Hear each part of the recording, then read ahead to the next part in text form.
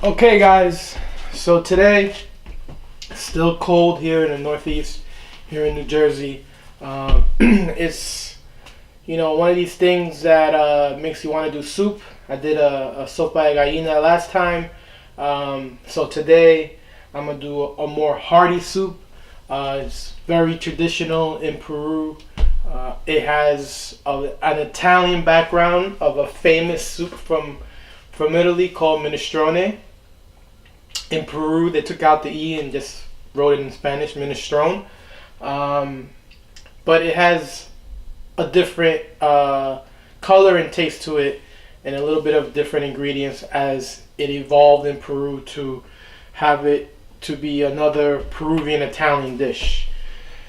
So the name of the dish is minestrone. Okay, it's a soup. It's a beef soup, usually with beef short ribs, not the skinny ones that you grill, but really for soups or for stews. I happened to buy over Christmas ribeye roast, so I had made a couple of steaks out of it, and then I kept some of it, thinking I was gonna do this soup. So I cut some chunks out of that, kept two of the ribs, kind of big as the ribeye has, is a whole rib. Normally you would have it, a short rib would be cut into little pieces like this much, maybe about a couple of inches. But now it's kind of like a beef rib, okay? And the meat I cut into big chunks, kind of cubed into big chunks like this. So that meat's gonna be very awesome and tender after it's cooked in the soup. Ingredients. Basil, a little bit of spinach, Parmesan cheese or fresh cheese, garlic, a little bit of cumin, salt, pepper, seasoned salt. You use, traditionally in Peru, you would use peas and carrots, lima beans, and green beans that would be cut green beans. Also, you have the Peruvian corn here, and a Peruvian potato here. I have the yellow potato. Like I said, it only comes frozen here.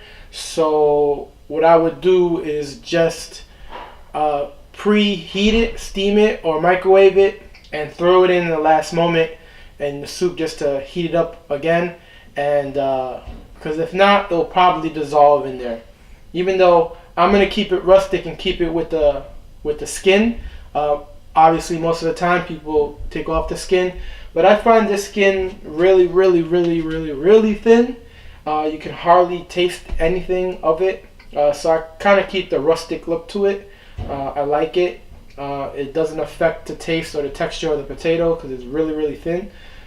So I'll just cut it in half. And these are kind of small potatoes. And I'll throw it in right at the end. And some people use yuca also at the end. But I'm not going to use that.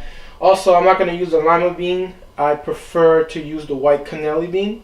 It tastes really good. It's good for this soup. But in tradition, most of the time you will use a lima bean in Peru. So let's get at it. Also, the pasta. The pasta is what in Peru would say canuto, which would be kind of like it's a rigatoni. This is about as close as you're gonna get. It's a rigatoni, but it's kind of cut on an angle, kind of like the zini rigot, right? The ziti rigot is cut on an angle, but these are cut straight.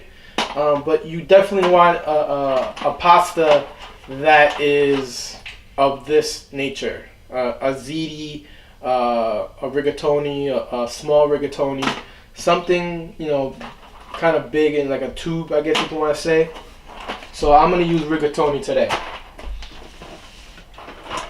Some people also like to use squash in this. I don't prefer. I'm kind of using, my recipes are more family oriented.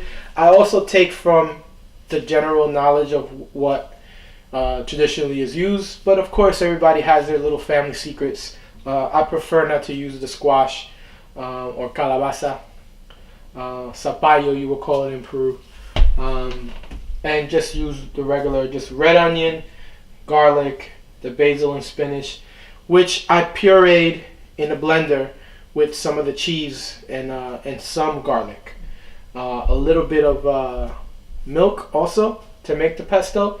But I'm gonna put that right at the end when it's almost done, maybe 10 minutes to go, along with the pasta. You can use it pre-made pasta and just heat it up at the end.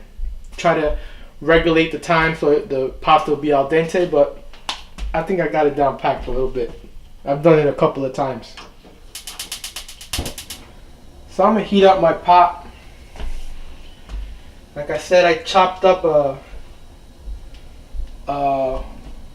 little bigger than medium sized red onion.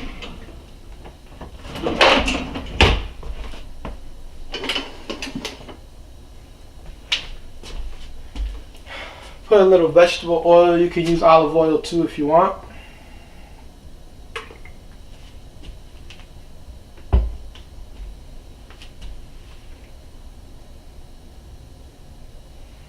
Since I don't want this to be like browned or whatever, you kind of want to sweat them.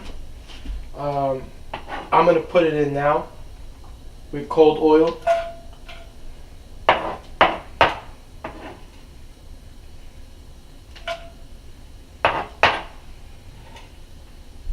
And since I'm using frozen peas and carrots, I'll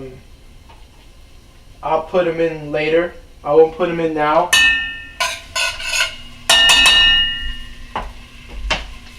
The beans and the peas and carrots are done already. The beans are from a can, and the peas and carrots are frozen. So I could put that at the last minute. Now I'll put some salt and pepper to this.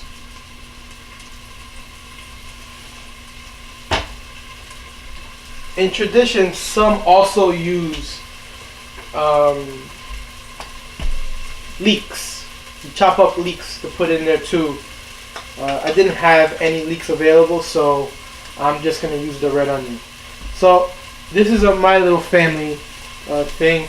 Just to make a little more Peruvian, I use a little ají amarillo or yellow pepper from Peru, pureed, and I'll put that part of the seasoning. This gives it an extra Peruvian flavor. Not much, just a teaspoon. Stir that.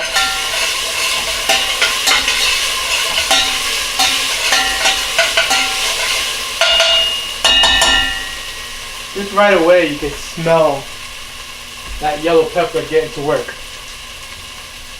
Put a little bit of cumin, not much. You don't want this to overpower it. Probably like half a teaspoon. Because almost every dish in Peru is salt, pepper, and cumin to taste. So I'll put that there. Put a little bit of the seasoning salt.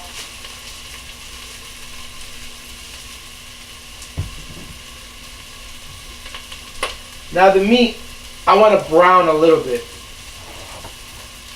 So I'm going to put it in now. Put a little salt and pepper on it.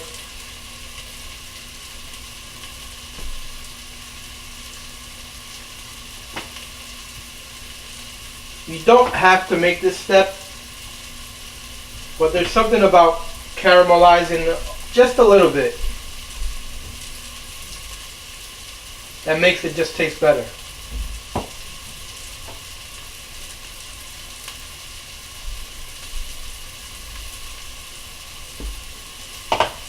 So I'll toss it in now.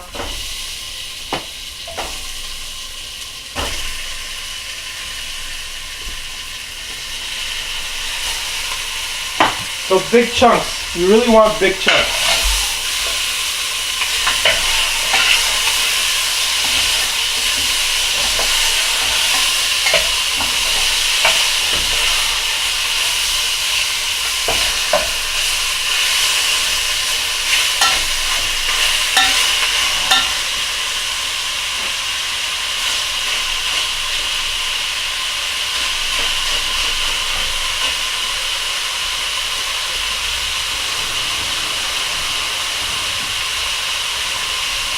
Stuff that happened in the kitchen. My towel. Too close to the fire. Alright.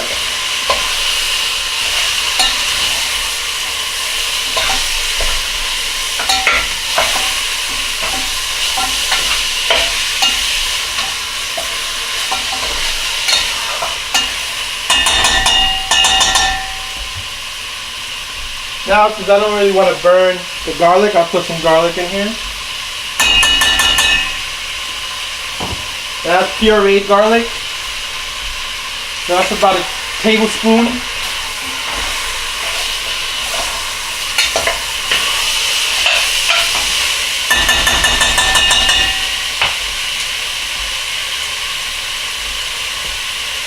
Now when I pureed the basil and the spinach, there's always some that stays in the blender.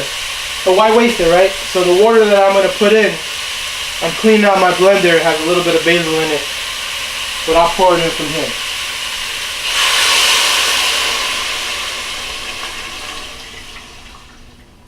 Probably use about a blender and a half of water.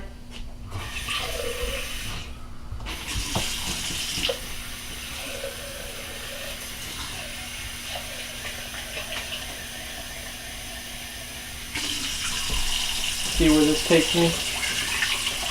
I'll use 2 blenders.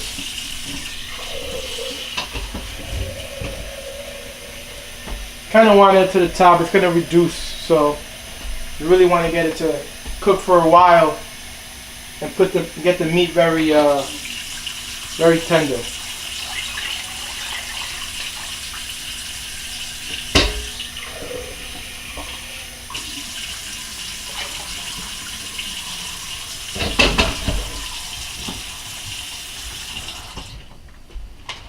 Give that a stir.